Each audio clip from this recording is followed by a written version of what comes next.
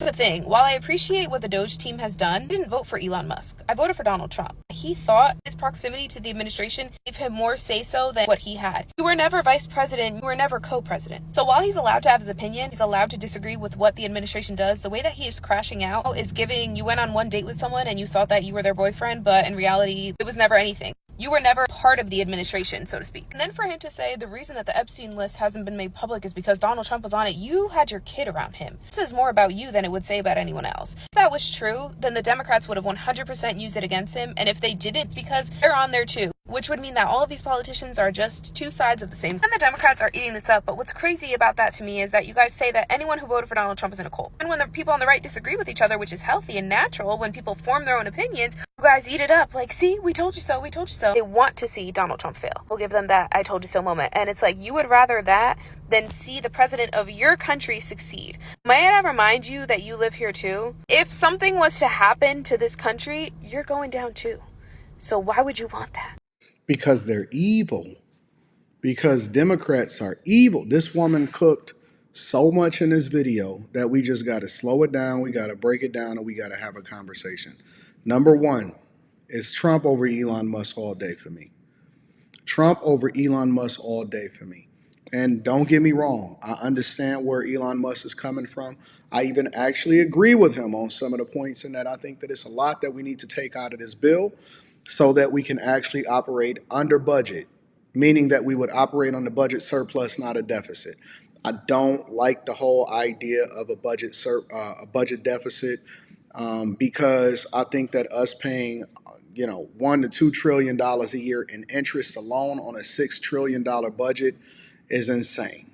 I think that that's crazy, and it's important for us to get under budget. However, I trust the Trump administration's vision when it comes to what is best for America and the investment in America. And I also understand that it's important for certain things to get in the bill while DOGE, the Department of Government Efficiency, operates and does its job in trying to figure out where all of the fraud, waste, and abuse is, and that is allegedly supposed to take 18 months. So from the time that Donald Trump get into office to sometime in July, like July 4th, 2026, that was the original end date of it, that they are trying to drive out costs from the federal government, and I think that they're doing a phenomenal job. And of course, it was going to be big time when they first got into office, but I still stand with Trump. I trust his vision. I voted for Trump. I did not vote for Elon Musk. I think that that's what the majority of Americans are saying, and now that the Democrats are pivoting, you can see just how fake they are. I mean, one of the fakest. I will never, ever, ever join the Democrat Party ever again. I hate the fact that I was born into it, meaning that that's the thing that, our family, especially as Black people, our family and our parents and our people that came before us. And I'll tell you that the Democrat Party today is not the same Democrat Party as yesteryear. Even though it was probably still bad, it wasn't as bad as it is now. And I'm not going to deep dive into all of the things that I disagree with regard to the Democrat Party, because that's a whole nother video. But my point is that you can see how hypocritical and fake they are, because everybody was riding against Elon Musk as long as he was aligned with Trump. I believe that Trump is such a threat to upending forever the Democrat Party by proving just how good of a job he's doing. We got inflation close to under 2%. We got costs going down. Gas is down. I just bought the 2025 Navigator. I filled it up for $85. It had 29 miles to E. I filled it up for $85 with the premium, and that's the honest to God truth. And somebody couldn't believe it when I told them about it. They said, "How much it costs to fill up your car?" And I told them, and maybe that gas station in particular had low gas. I didn't necessarily check the price, but my point is that costs are down, opportunities is up, money is up, people get into the bag, success. Men are happy. We getting these people up out of these offices that's not supposed to be in there with these fake makeshift jobs of diversity, equity, and inclusion.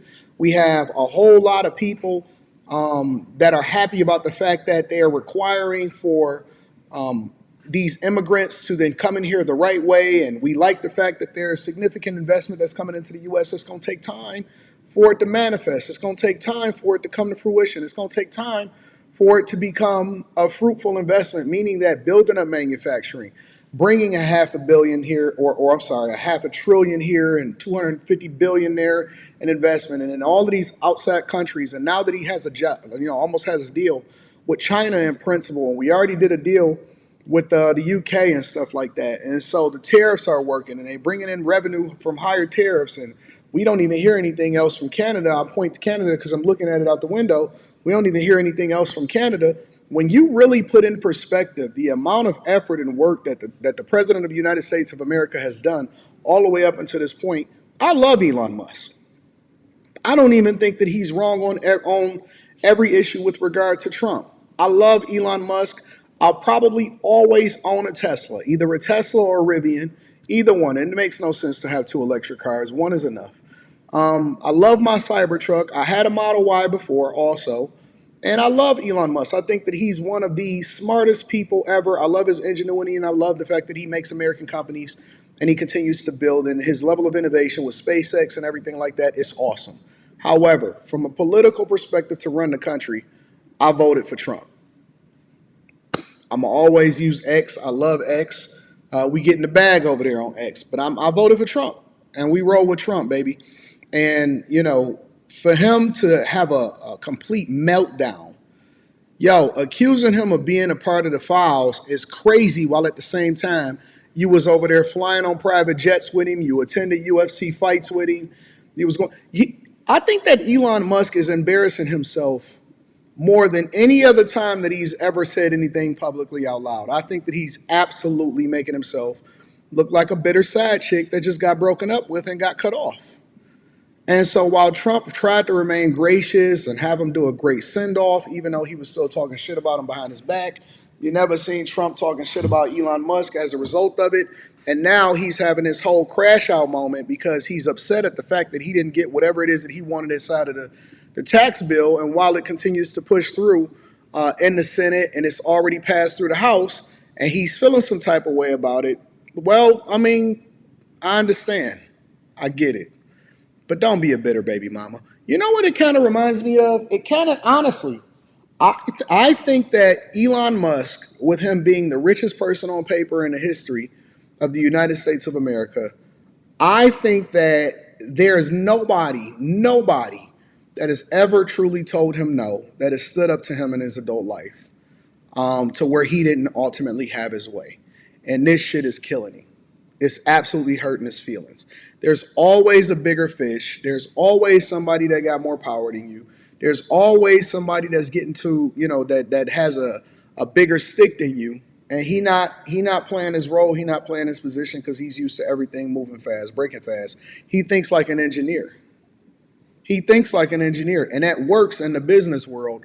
But that apparently it don't work in politics. And I think that it's important for him to understand his role and his place and to understand where the American people stand. Some people are even saying that this is a ploy to, this is a bigger play for him to, get into the good graces of Democrats and people that are liberals so that they can stop saying, I didn't vote for Elon Musk or I'm not a Musk lover and all of this stuff and putting stickers on their cars. I don't know. Maybe it's one of the better marketing ploys ever. Maybe they making a play. It doesn't look like that to me. It doesn't seem like that to me. Earlier this morning, they said that the White House aides was trying to get them on the phone in order to resolve the issues. Trump ultimately said that he wasn't interested in kicking it with him on that type of time. He had better things to do, and I think he does have better things to do than try to continue to make amends with this dude. He already tried to do it once. He not bigger than the program. Elon Musk, as great as he is, as much as I love him, he's not bigger than the program. That's where I stand on it. I'm curious as to what y'all think. Make sure y'all tap into the Patreon. Link is in the description. Teach Hanley, 40% off your first order, 20% off for life. I love y'all. Appreciate you. I'm going to holler at you guys later. Peace.